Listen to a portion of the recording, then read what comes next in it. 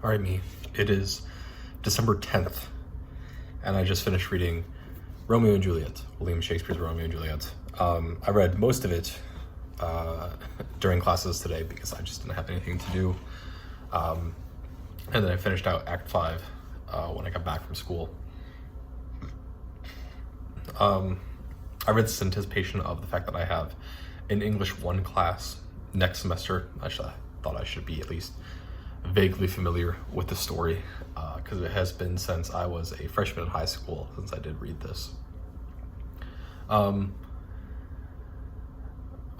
and Juliet, I think, has a very interesting kind of cycle in terms of the Shakespeare plays, because I think it's an easy one to get connected to when you're young and you have, start getting an interest in really looking at the stories of books, right, and the stories of pieces of literature. And I think this is the easiest one for younger audiences to get into because it is based around, love and lust and things like that, right? So I think on a surface level, it's very easy to get into. And then once you get, once you develop more critical thinking skills and a better understanding of literature and how to analyze literature, then this becomes a piece that is not so well liked and not so well enjoyed because it is so often thought of and taught as a love story, when in reality, right, you're looking at a lot of different things and the larger issues at hand. And then you go a little bit further and you get past that reactionary period of, that hill of feeling like you know everything and you understand how to analyze literature. And then you get to the point of where it's yes, this is actually a very good story because it talks about a lot of significant issues that are of societal expectations of individual freedom versus familial expectations and the society versus self issues, but we get to explore them through a fairly easy to read story and very base level, interesting to watch play. So I think it kind of does this cycle of things, which is nice. The play itself, as gets described by the Folger edition, there's really 4 quartos that were out there, but for the most part you pull from the second quarto because that is the most complete, but then you have smidgens of the first and third, not so much the fourth, but that's the whole history of literature and plays of this time. So yeah.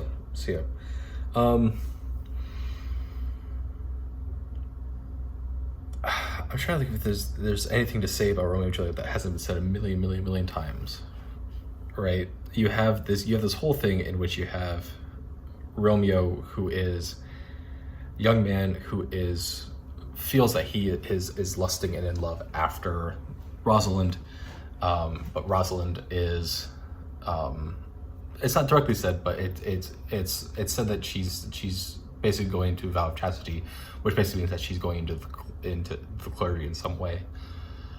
And so because of that, Romeo bails from that, is very upset, and then immediately goes and meets Juliet, and they are immediately smitten. And Romeo does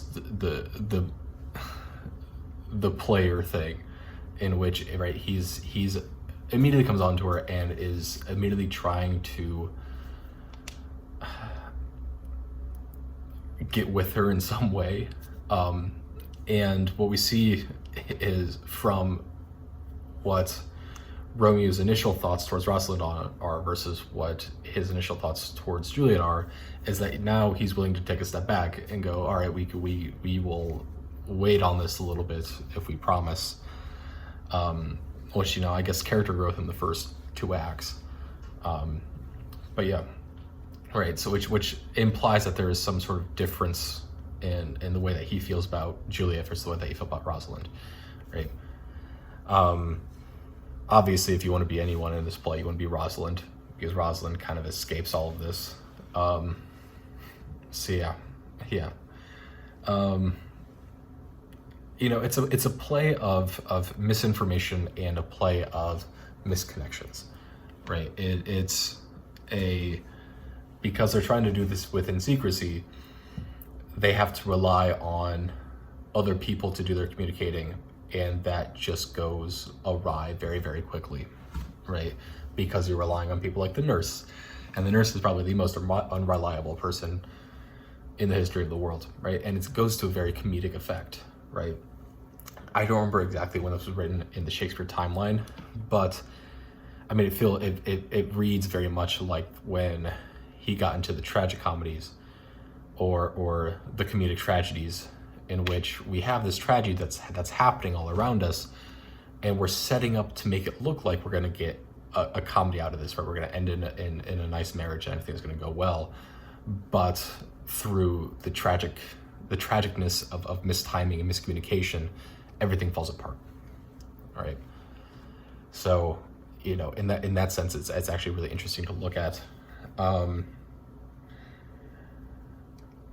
The thing that I think is probably the weirdest and people question why it's suddenly thrown in there, is Lady Montague's death at the very, very end. Because, you go through all of this, and then all of a sudden at the very end, you just get this one final note of Lord Montague going, oh yeah, my wife is dead. She died of grief, right? And it's often a question of why is that thrown in there? Well, it's thrown in there because it speaks to the larger issue that is happening all around here, right? If we go back and look at the deaths, not including Benvolio's, because Benvolio's death is in some versions and not in some versions.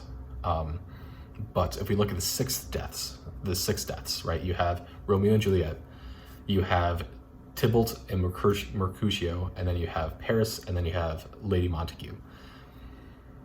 When you actively break this down, what you see is that each section, each faction, right? There's three factions. There's the Capulets, which is Juliet's family. There's Montague's, which is Romeo's family. And then there is the prince's family, right? Who is this kind of third party rulers. And they each end up losing two people because of this whirlwind romance, right? You have the Capulets, Juliet dies and Tybalt dies, the Montagues, Romeo dies, and then Lady Montague dies. And then for the third faction, the prince's faction, you have Paris and you have Mercutio, who both die, right? And what this speaks to and what this causes and what this, all ends up going to is like, look, this has destroyed everyone's family, right? Each faction, it is their, bloodline, their next continuing bloodline that has been killed because of this. It is the future that has been destroyed. Oh fuck, we gotta figure a way to figure this out, right? But it's all because, right, each family comes out even out of this, right? You can't blame the Montagues because they only lost Romeo, right? They lost Romeo and Lady Montague. You can't blame the Capulets because it is the Capulets that have lost both Tybalt and Juliet. You can't blame the overruling third faction because they also lost two people in this. And all that's to say is like this is all, this great, semblance of grief effectively that heals an area. because I think another way that people kind of look at this is there's the opening lines of two houses both liking dignity, and they both go, well, these are both the ruling classes, the ruling families of the area, and they are to an extent, but also we see in Act 1, one of the very first things is when the fight breaks out in Act 1, the other people in the town hate this, and they hate what's going on, right? And what's been happening up to this point is that it's been other people dying, it's been other people that have been harmed because of it, and now we're finally at the point of where, oh, this blood feud that no one really knows the origins of has finally destroyed us in a way that we can't get back. So now we have to figure out a way to make this better. Which I think, I mean, that's where I think the more enlightened, nuanced reading of this comes from, is like looking at how it's a destruction of an entire society based on two teenage kids, right? So yeah, I think that's the way more interesting way to look at this, especially because when you can then pull back and look at other examples, even in modern literature, in which there aren't Romeo and Juliet, but these are, chosen one children that are upsetting the entire way society is run and looking at things, right? I mean, we talked about this when I was talking about the Tunnel series, right? Of Hunger Games and even like Divergent and Harry Potter and things like that, right? All of those things, part of their interest and intrigue comes from the fact that they are, right, they're chosen one people that are young and naive, and they are learning and growing at the same time. And in a way, right, that is Romeo and Juliet. They're both the children of the family that are doing something that is so opposed to the way that the world is supposed to work, and so opposed to the way that their family wants them to work. And the unfortunate and the tragic part of it becomes is that instead of being able to see the balance upset and work things out, it is only through their deaths that things become better, right? So I think that's the much more enlightened and interesting way to read this, because I think looking at this as a love story isn't great, and I think the immediate reactionary of, well, it's just a love story, so it's a bad piece of literature, is also a bad take. So yeah. I mean, that's Romeo and Juliet. My thoughts after reading it for the first time in 9 years at this point, but yeah.